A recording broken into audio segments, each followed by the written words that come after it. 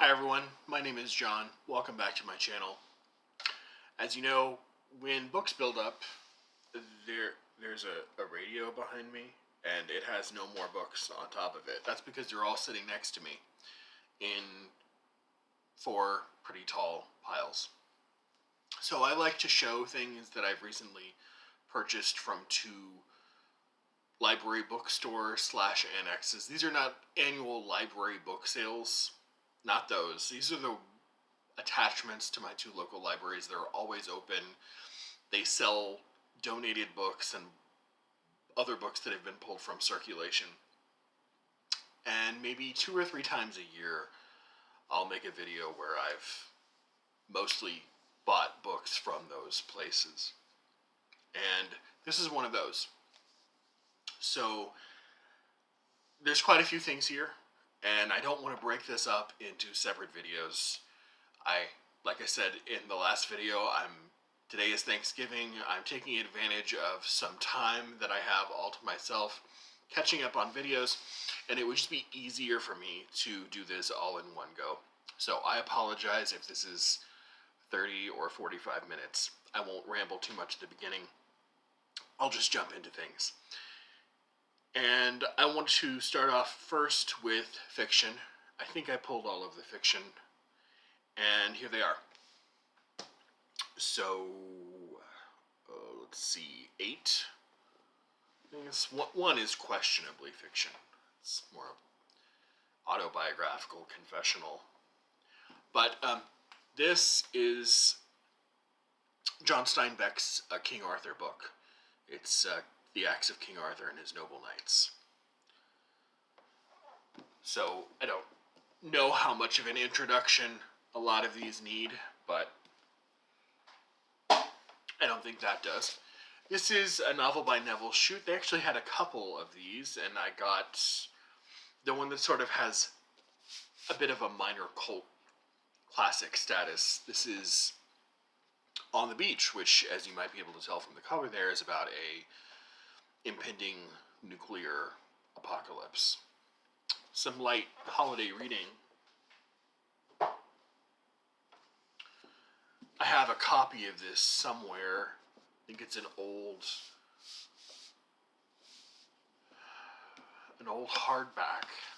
hardcover edition. I don't know where it is. It's probably in my shed somewhere, but I picked this up in case I lost it in a move or something. This is Catch-22 by Joseph Heller. Again, I don't think any of these books need much discussion. This is Winter's Tale by Mark Helprin. I've heard so many interesting things about this from different people, and even though the premise and the style, which seems semi-fantasy, isn't something I would ordinarily rush to pick up. Just on the weight of recommendations I've heard, I'm unwilling to try something a bit outside of my wheelhouse. So this is the one that is not exactly fiction, I guess. I had a copy of this. I don't know where this is either, and I was going to read it with someone, but that sort of fell through. We might end up reading it in the future, but this would be really great for maybe rereading in Q1 for a storathon. St. Augustine's The Confessions. A book of short stories by Isaac Denison.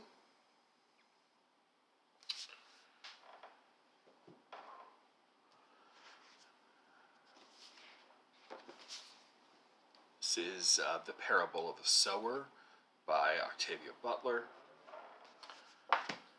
And last one is The Rainbow by D.H. Lawrence. So that's all the fiction. That went pretty quickly. Now the nonfiction. This is mostly history. There are a couple of social science-ish type things. but so many of these I don't know too much about. So if I tell you anything, it'll be from back. I just recognize author names or topics I'm interested in, and I pick it up sort of sighting unseen because the books tend to be very, very reasonably priced. So this is Anthony Beevor's history of the October Revolution and the Civil War that followed, 1917 to 1921. While Russia's Tsarist empire collapsed, a savage civil war broke out. The alliance of moderate socialists and reactionary monarchists stood little chance against Trotsky's Red Army and Lenin's communist dictatorship. Churchill deployed troops from the British Empire, while forces from the US, France, Italy, Japan, and Poland pursued their own objectives. Bolshevik struggle became World War by proxy. The most influential conflict of the modern era had begun. So, despite not being, I don't know how much military history there is in here, but Anthony Beevor is now, within the past year or two, just someone I reach for. But in fact, I showed you his history of the Battle of Stalingrad that I bought a couple of months ago. I just need to start exposing myself to more 20th century history instead of reading about old dead people all the time. Well, I guess many of them have died anyway, but at least it's 20th century history.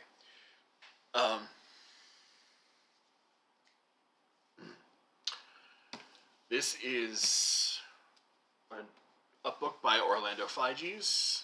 I've heard his name pronounced probably 8 different ways, but we'll go with that for now since I think that's the one I've heard used in interviews with the man. This is his history of the Crimean War. The Charge of the Light Brigade, Florence Nightingale, these are the enduring icons of the Crimean War. Less well known is that this war, which took place from 1853 to 1856, killed almost 1 million soldiers and countless civilians. That it enmeshed 4 great empires, the British, Turkish, French, and Russian, in a battle over religion as well as territory, and that it fixed the fault lines between Russia and the West, and that it set in motion the conflicts that would dominate for the century to come. Orlando Figes reconstructs the first full conflagration of modernity, a global industrialized struggle fought with unusual ferocity and incompetence, drawing on untapped Russian and Ottoman as well as European sources. Figes vividly depicts the world at war, from the palaces of St. Petersburg to the holy sites of Jerusalem, from the young Tolstoy reporting in Sebastopol to Tsar Nicholas, haunted by dreams of religious salvation, from the soldiers and nurses on the battlefield to the women and children in towns under siege. So, more Russian history.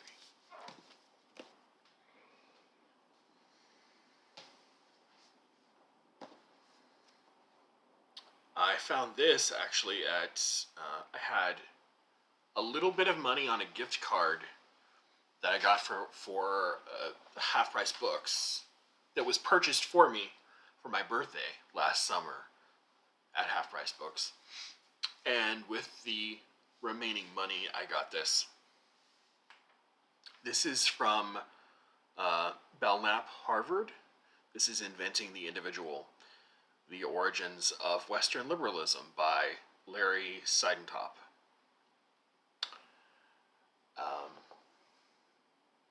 Here in this grand narrative spanning 1800 years of European history, a distinguished political professor firmly rejects Western liberalism's usual account of itself, its emergence in opposition to religion in the early modern era. Larry Seidentop argues instead that liberal thought is, in its underlying assumptions, the offspring of the church. And I've read 1 or 2 books like this before, especially ones that argue that something like the modern ethos came out of late medieval philosophy, people like Occam. the nominalism versus realism debate. But yeah, the history of ideas and, like I said, catnip, more Russian history. I'm only realizing how much Russian history has caught my attention lately. But another book by Orlando Figes. This is his The Story of Russia. And I think this is pretty new within the last 2022. And this looks like it has more of a span than just a few years. The Story of Russia is a fresh approach to the 1,000 years of Russian history, concerned as much with the ideas that have shaped how Russians think about their past, as well about their past as it is with the events and personalities comprising it. No other country has reimagined its own story so often. Okay. In a perpetual effort to stay in step with the shifts of ruling ideologies. From the founding of the Kievan Rus in the first millennium to Putin's war against Ukraine, Orlando Figes explores the ideas that have guided Russia's action throughout its long and troubled existence. Whether he's describing the crowning of Ivan the Terrible in a candlelit cathedral or the dramatic upheaval of the Peasant Revolution, he reveals the impulses, often underappreciated or misunderstood by foreigners, that have driven Russian history. The medieval myth of Mother Russia's holy mission to the world, the imperial tendency toward autocratic rule, the popular belief in a paternal czar dispensing truth and justice, the cult of sacrifice rooted in the idea of the Russian soul, quote unquote, and always the nationalist myth of Russia's unjust treatment by the West.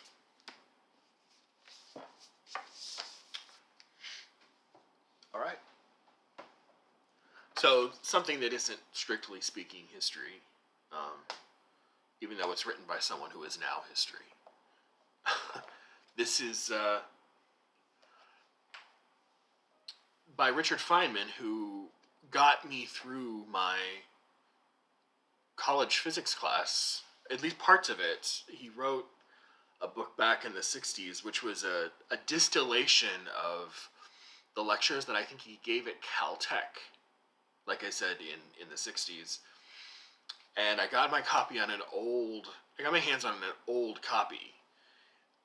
And I might still have it somewhere in my shed. But, yeah, great lectures that just condense all of the basic ideas of electromagnetic theory, quantum mechanics, kinematics, all that good stuff. This is his much more popular and accessible 6 Easy Pieces. Essentials of Physics Explained by its most brilliant teacher. And this is just 6 sort of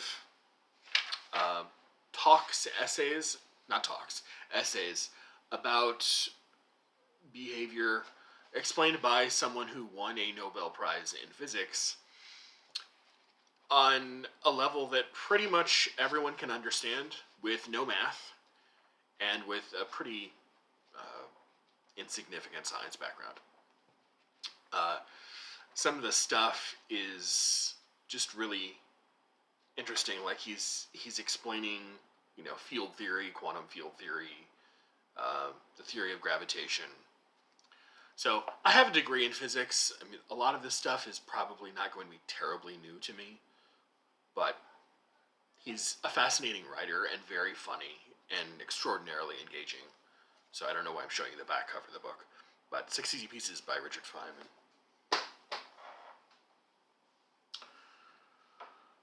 Let's see. When did this?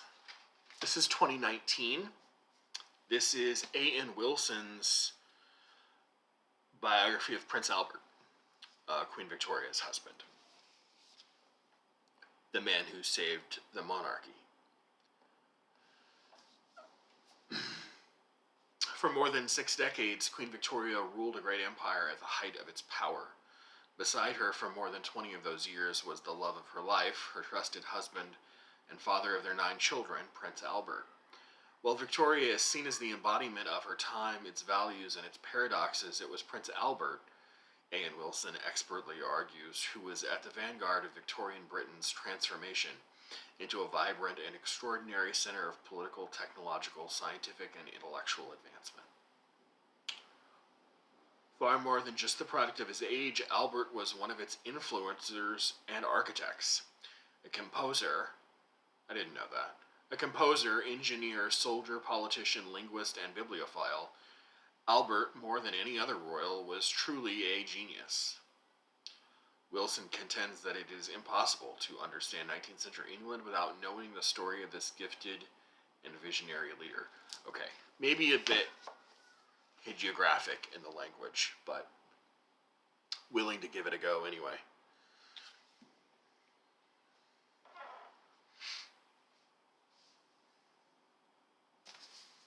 And this is a biography of, I think it would be the first biography by Peter Ackroyd I've read. This is Shakespeare, the biography, the very, very creatively named Shakespeare, the biography.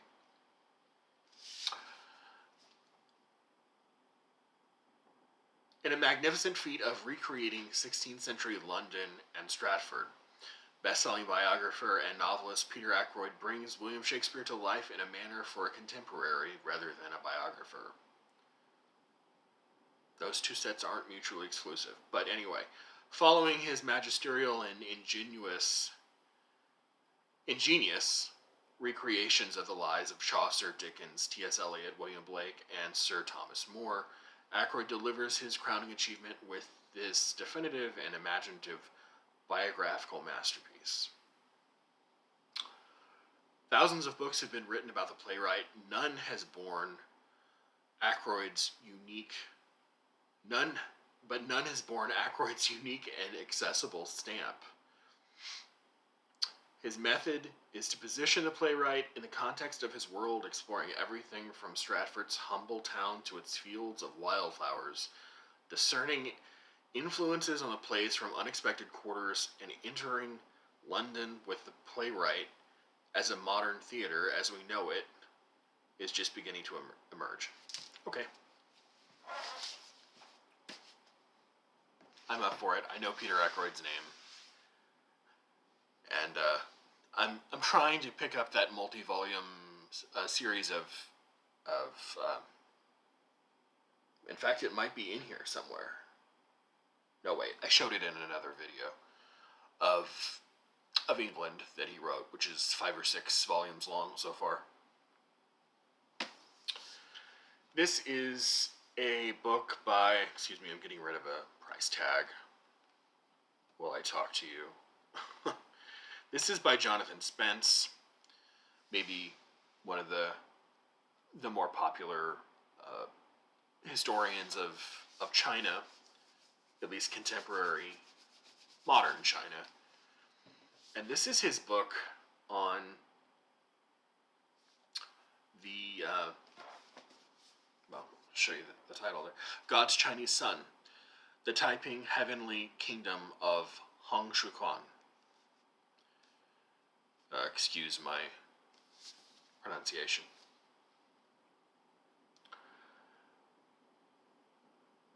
So it's 1837 when Hong ascends to heaven.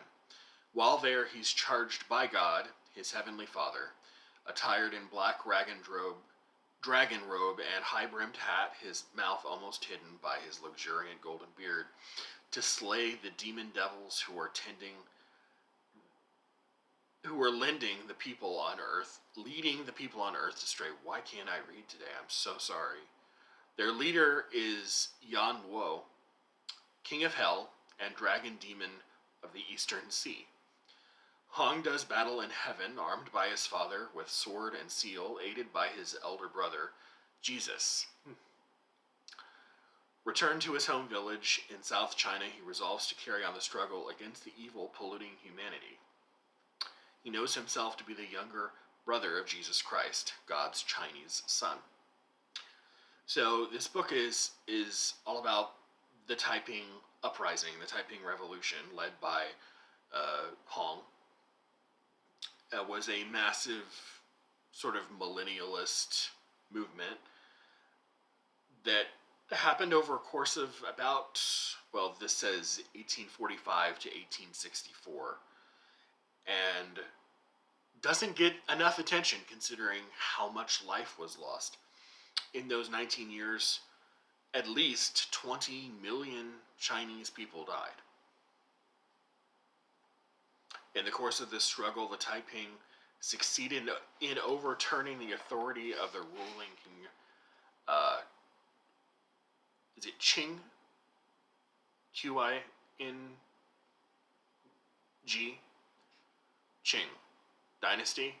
Throughout a massive I always see it in print. I never hear it pronounced because I don't get to talk about these things with other people. Throughout a massive territory in southern China. This is the Taiping. The Taiping ruled as their heavenly kingdom from their seat in Nanjing for 11 years until they were overcome in an apocalypse wrought by King and Western forces. The Book of Revelation become history. So yeah, I've always heard of the Taiping Rebellion, or the Taiping Uprising, as it's sometimes called, and knew that Jonathan Spence wrote a book about it, but was just keeping my eyes at the ready until I saw it, and I finally did. So I got it. Alright. This is some more uplifting holiday reading about Indigenous Americans. Bury My Heart at Wounded Knee, An Indian History of the American West by D. Brown. This is another book that gets a ton of attention on, I don't know about a ton, that I think most people have heard of, but I'll read the back anyway. Bury My Heart at Wounded Knee is D. Brown's eloquent, fully documented account of the systematic destruction of American Indians during the second half of the 19th century. A national bestseller in hardcover for more than a year after its initial publication, it has sold almost 4 million copies, been translated into 17 languages, and is available now in this paperback edition. Using council records, autobiographies, and first-hand descriptions, Brown allows the great chiefs and warriors of the Dakota, Utes, Sioux, Cheyenne, and other tribes to tell us in their own words of the battles, massacres, and broken treaties that finally left them demoralized and defeated. A unique and disturbing narrative told with force and clarity, it changed forever our vision of how the West was really won. And it seems like everyone has read this, except me, and I am trying to do my best to rectify what little I know about Native history, which is a lot less than I should know. So, Bury My Heart at Wounded Knee.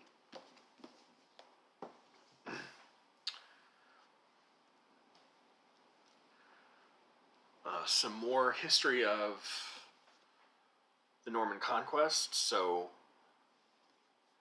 I had to have something in here about medieval history. So this is 11th century, the Battle of Hastings and the Fall of Anglo-Saxon England by Mark Morris. I've heard this is very good too. If you have read it, please let me know.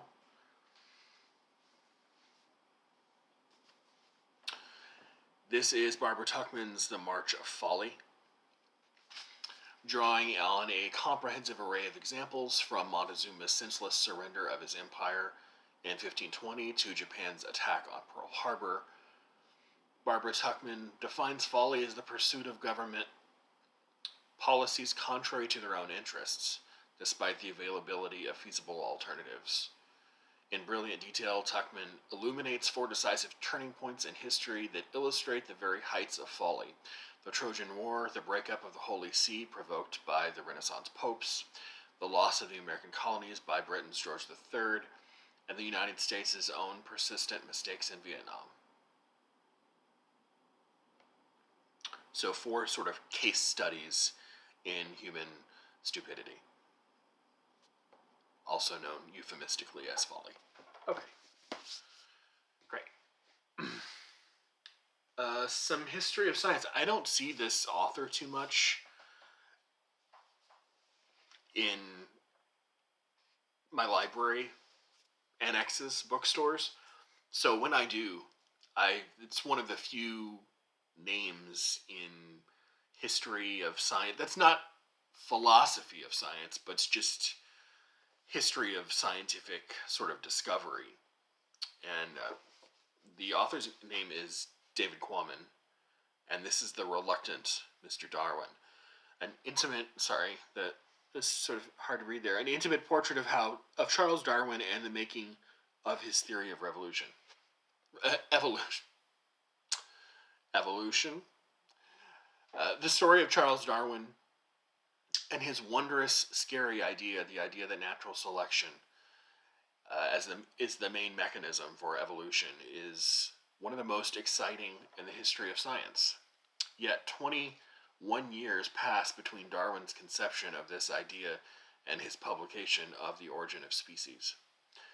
In The Reluctant Mr. Darwin, David Quammen draws on Darwin's secret transmutation notebooks and private letters to create a meticulous, humane portrait of the man and a lucid explication of his work that captures both the personal foibles and the scientific substance.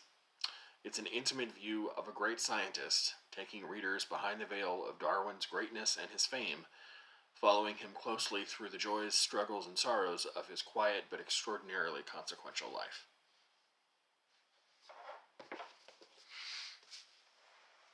Oh, I missed a book of fiction. I knew that would happen when you don't look too carefully. I also got The Devils by Dostoevsky. So, I guess that goes in the fiction pile.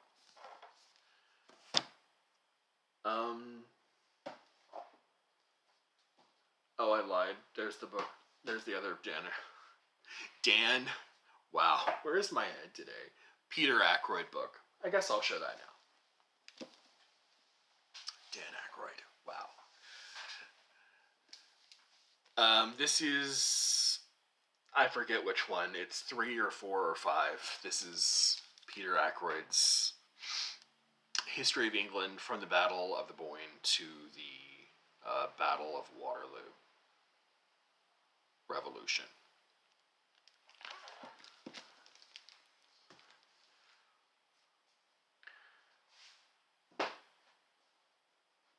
There's another book of natural history that an author I hear about all the time on the Historathon Discord.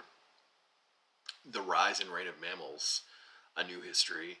This isn't the one that gets all the attention, but the author does. Steve Bruce-H, I'm guessing. He wrote, is it The Shadow of the Dinosaurs to Us?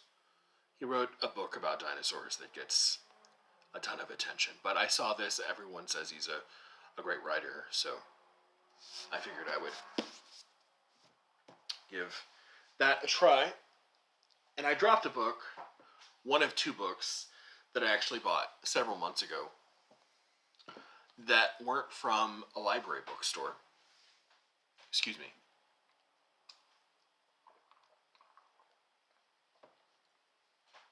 Chatting for half an hour will do that to you. So I think these were from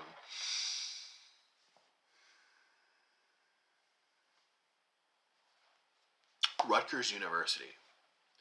So they had a sale. I think someone in Historathon posted about this, the Historathon Discord. And I went over and looked, and the prices were just really great. So I bought 2 things. One is for my growing collection of Moses Finley books. This is a series of, how many lectures is it? 5. think 5 lectures, which were collected and called Democracy, Ancient and Modern. And they had another book by George Ostrogorsky, who is a relatively well-known historian. I almost said historian of the Byzantine Empire. This is his History of the Byzantine State. So, on the back, with clarity and logic, George Ostrogorsky succinctly traces the intricate 1,000-year course of the Byzantine Empire. While his emphasis is on political development, he gives extensive consideration to social, aesthetic, economic, and ecclesiastical factors as well. He also illuminates the empire's links with classical antiquity, as well as its effects on contemporaneous and subsequent European and Near Eastern history. The author captures the full sweep, the grandeur, and the tragic course of Byzantium's rise and fall, backed by the scholarship and authority of a lifetime devoted to its study.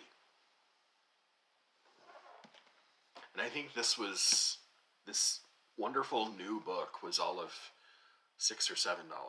So I don't have a lot of history of the Byzantine Empire, so I took advantage of that while I could. Okay, so just a few more things. I guess I will save the most interesting one for last. This I'm about 10 years late on, but that's alright. More bookmarks. Excuse me. This is a book by Thomas Piketty, probably the book by Thomas Piketty, you know, if you are familiar with his name. This is Capital in the 21st Century. Came out, I think, in 2014. Yeah. So, this is economic history, and as someone who has very limited formal training in economics, I think I had one class in college.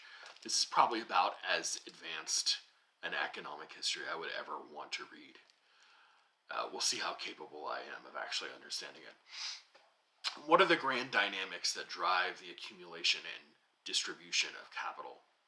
Questions about the long-term evolution of inequality, the concentration of wealth, and the prospects for economic growth lie at the heart of political economy. But satisfactory answers have been hard to find for lack of adequate data and clear guiding theories. In Capital in the 21st Century, Thomas Piketty analyzes a unique collection of data from 20 centuries, ranging as far back 20 countries, ranging as far back as the 18th century, to uncover key economic and social patterns. His findings will transform debate and set the agenda for the next generation of thought about wealth and inequality.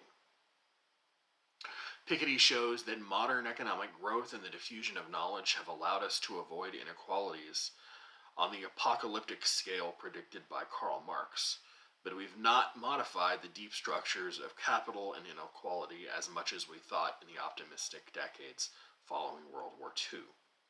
The main driver of inequality, the tendency of returns on capital to exceed the rate of economic growth, today threatens to generate extreme inequalities that stir discontent and undermine democratic values. But economic trends are not acts of God. Political action has curbed disastrous inequalities in the past, Piketty says, and may do so again. So, democracy in the 21st century. And last but not least, I found this just maybe last weekend. And you may recognize the name of James Thomas Flexner, who wrote a 4-volume biography of George Washington. I found the first 3 of them. So they have a bit of age on them, but they're in great condition. Unfortunately, I didn't find the fourth volume, but I do have these, which, sorry, still have the price tags on them, but this is George Washington, The Forge of Experience, which takes you from his birth to 1775.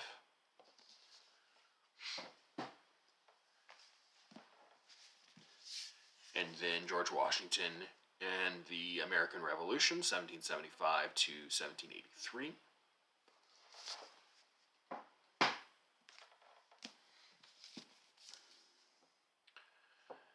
George Washington and the New Nation, 1783 to 1793. And of course, the last volume would be the last 6 or so years of his life up until he dies in 1799. But I will probably never find it, but just in case, I have the first 3. So, yeah, 30 or so books in 36 minutes. That's good enough. I didn't ramble too much. But those are the books I've picked up from my 2 local library bookstores. I'm going to see if I have enough energy or interest to talk about the 2 huge piles of books that are next to me that I actually got from the library book sale back in early October. And that's another 20 or so books. So, yeah. I try not to show too many books in one video, but it has been a while since I've made a library video, so grant me a little bit of leeway. I will talk to you very soon, and until then, bye.